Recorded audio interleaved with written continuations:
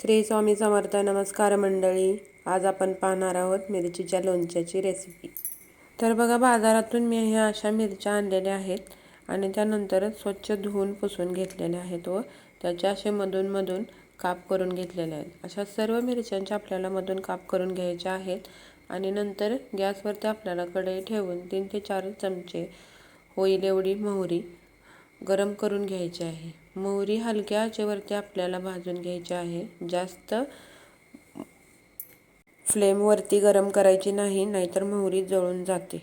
आता नंतर आपल्याला त्याच कढईमध्ये 2 चमचे बडीशेप, 2 चमचे मेथी दाणे, 2 चमचे मोहरी, 2 चमचे धने गरम करून घ्यायचे आहेत आणि तेही हलक्या आचेवरती आपल्याला भाजून घ्यायचे आहेत. आणि नंतर त्याचमध्ये आपल्याला 2 चमचे होतील एवढे जिरे घालून घ्यायचे आहेत व ते हलक्या आचेवरती आपल्याला गरम करून घ्यायचे आहे. अशा प्रकारे हे सर्व मिश्रण आपल्याला भाजून घ्यायचं आहे.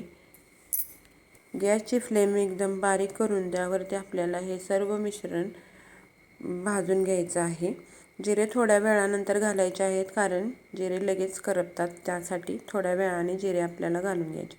आणि नंतर हे सर्व मिश्रण आपल्याला एका मिक्सरच्या भांड्यामध्ये घालून जाडसर असं बारीक वाटून घ्यायचं आहे.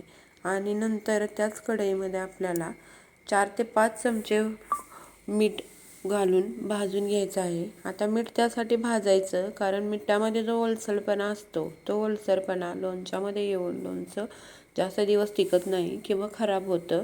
त्यामुळे आपलं लोणचं खराब होऊ नये म्हणून आपल्याला हे मीठ असं भाजून घ्यायचं आहे. त्यामुळे त्यातला ओलसरपणा नाहीसा होतो म्हणून.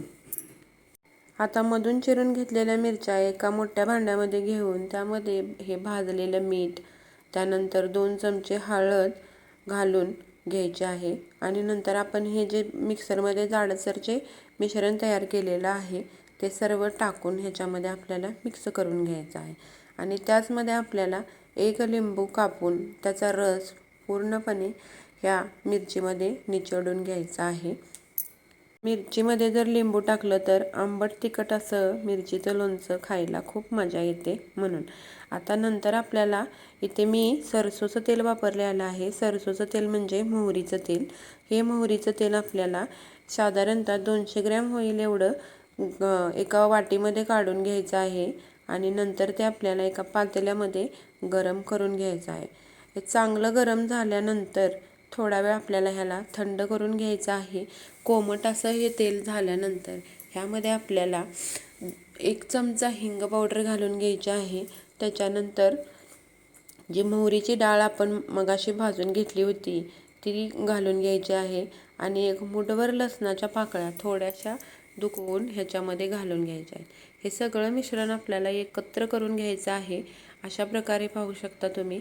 आणि हे सगळं मिश्रण आपल्याला कापलेल्या ह्या मिरचीच्या मसाल्यामध्ये घालून घ्यायचं आहे.